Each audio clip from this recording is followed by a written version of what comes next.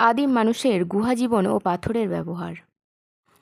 মানুষ দলবদ্ধভাবে থাকার পর তারা নিজেদের নিরাপদ আশ্রয়ের খোঁজে বের হলো।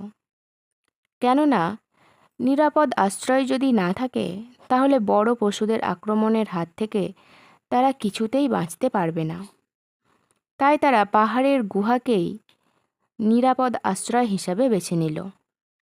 রাতের বেলায় গুহার মুখে তারা পাথর চাপা দিয়ে রাখত, যাতে কোনো পশু গুহার ভেতরে ঢুকে তাদের আক্রমণ না করতে পারে। মানুষ নিজেদের আত্মরক্ষার জন্য গাছের ডালকেই প্রথম হাতিয়ার হিসাবে ব্যবহার করেছিল।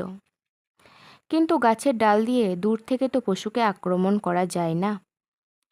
একসময় মানুষ লক্ষ্য করলো পাহাড়ের ওপর থেকে পাথর গড়িয়ে পড়লে তার আঘাতে অনেক সময় নিচের ঘুমন্ত পশু মারা যায়। তাই তারা পশু মারার কাজে পাথরকে ব্যবহার করতে লাগলো। সেই পাথর ছিল ভোঁতা ও অমিশ্রণ। সেই সময়কে বলা হয় আদিম বা পুরনো প্রস্তর যুগ।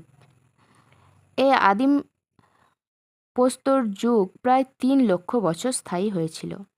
ধীরে ধীরে মানুষের বুদ্ধি বাড়ল। তারা ভোঁতা পাথরকে ঘষে ঘষে ছুচলো ও ধারালো করে তুলল। এতে পশু শিকার করা অনেক সহজ হয়ে উঠল। এই সময়কে বলা হয় নতুন প্রস্তর যুগ। এই সময় আদিম মানুষেরা পাথর দিয়ে কুড়ুল, ছুরি, বর্শা ইত্যাদি অস্ত্র তৈরি করল। প্রথমে আদিম মানুষেরা একা একা শিকার করতে যেত। এর ফলে তারা অনেকে মারা যেত। তাই তারা দল বেঁধে শিকার করতে শুরু করলো।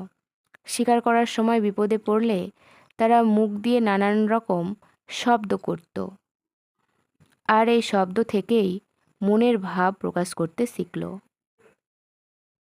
এইভাবেই ধীরে ধীরে সৃষ্টি হলো ভাষার।